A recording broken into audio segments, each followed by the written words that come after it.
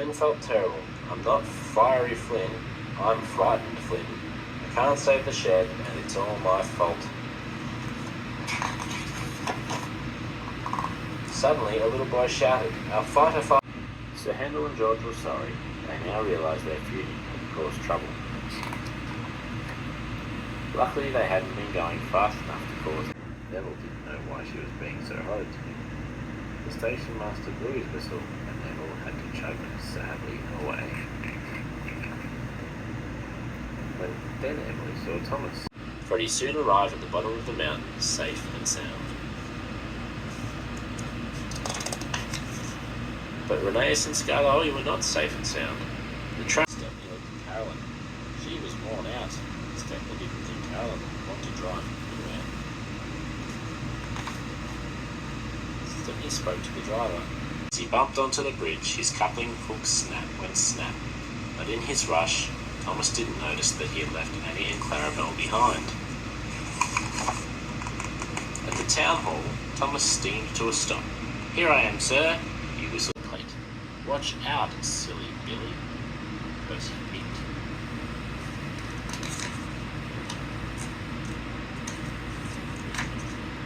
"Oh no," puffed Thomas. "You must be careful when you roll under the hopper." "I have," whispered his driver nervously. "Sounds like a rock slide to me." Then the alarm came. "Danger! Clear the quarry!" It gave Toby a big bump. He rushed on his branch line much too fast. His driver and fireman were knocked over. Toby was out of control. Toby couldn't stop. He rushed over the level crossing, crumbled just as Thomas puffed towards it, unaware of the danger ahead. Jack saw the danger. "Thomas!" he shouted. Dennis had crashed right off the tracks. But this time, there was no one to hear his cries. When Thomas arrived at the scene, Bill and Ben steamed back to the quarry as quickly as they could. The rock crusher was heavy. "Hooray!" cheered the children as they bumped over the tracks. Rheneas puffed bravely up, sprayed mud all over Rheneas and Skarloey. Madge saw the grass set of buffers. Hector couldn't stop, and he rolled right off the track. Thomas felt very bad. He hadn't meant to biff Hector so hard. Cranky was very glad to see the world the right way up again. He got straight to work, clearing away the rock. Cranky moved the steamer back into the water, and it was carefully tied in place. It disappeared. Emily was glad she didn't have to go to Black Rock. Next morning, Emily collected the trucks from the float. Colin pointed his long crane arm down the canal, and Freddie steamed off to find the barge. The thin controller was very cross when Freddie... "Certainly not," snorted Gordon. "Ugh, no thank you," wheezed James. Emily was upset. "I'll go," said Alfie bravely.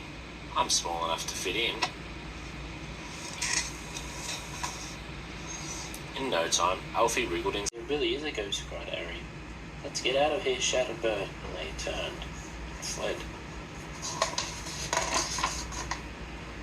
Harry, Bert, and Thomas raced across the island, followed by the ghost engine. Flora was surprised. "If you say so, Thomas," she said wearily. Then they clickety-clacked back down the track. At the docks, Thomas was coupled up to his large load to take to Great Wall. Work was done. Together they had finished the repairs with a day to spare. "Thank you, Elizabeth," said Rusty. She remembered which road she had to take to get to the docks. Thomas arrived at the docks just in time. As the goods were as his firebox began to flare. Hero was a colourful patchwork of parts and was feeling better already. Suddenly there came a loud... They watched jealously as Salty easily pulled long lines of trucks up and down the tracks. Later that day, the Fat Controller, just as the machine was about to grab him, it suddenly stopped. The Fat Controller had turned it off. He had saved Stephanie. "Oh, thank you, sir," said Stepney gratefully. Signal at the bottom of the hill. He put on the brakes. But Arthur couldn't stop. Spencer said nothing. The Duke and Duchess got into Spencer's coach and Spencer steamed away again. That night, when Spencer puffed into the shouts, Thomas looked at Victor, then at the mess, and muddled around them. "I'm sorry, Victor. This is all my fault," Thomas said. "I didn't be ruined." "Cinders and ashes," gasped Thomas. "I must tell the Fat Controller." Thomas steamed through tunnels and whizzed round bends. He reached the picnic just as the first drops of rain beat pipes. "I can't lift Gordon," sighed Harvey. "He's too heavy." "Edward," tooted Thomas. "We need Rocky." Gordon looked up. "Newfangled nonsense." Thomas raced out of the yard looking for Molly. He went all around the island. Eventually he found Molly stopped in a siding.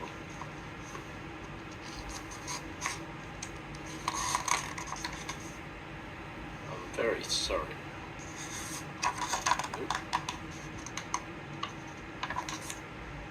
"I'm very sorry," apologised Thomas. "But I have some really good news," he chuffed merrily. "You're Emma.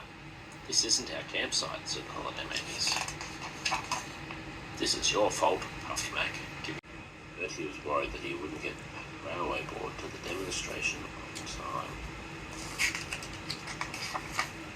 When the Fat Controller heard the news about Percy, he went to Bulgy. Bulgy didn't say a word. As Duck reached the bridge, a man appeared. "We all miss him," he said to himself. Meanwhile, Thomas was sliding along the flooded mine tracks, but Spencer quickly passed Edward. "I've won already," he boasted, and with a whoosh, he was gone. Edward came to the bottom of a very steep hill. So Hank blew a loud, long whistle for them both, which made Thomas even crosser. Suddenly there was trouble. There was a flash to back out, but he couldn't. Thomas was stuck. Beep, beep. Another engine was coming up the track. The diesel engine. Just then, Edward, the blue engine, bustled up. "Bill and Ben, why are you playing here?" asked Edward. Smiled Douglas. He puffed away. Back at the shed, Douglas told the other engines all that went over the edge of the dock.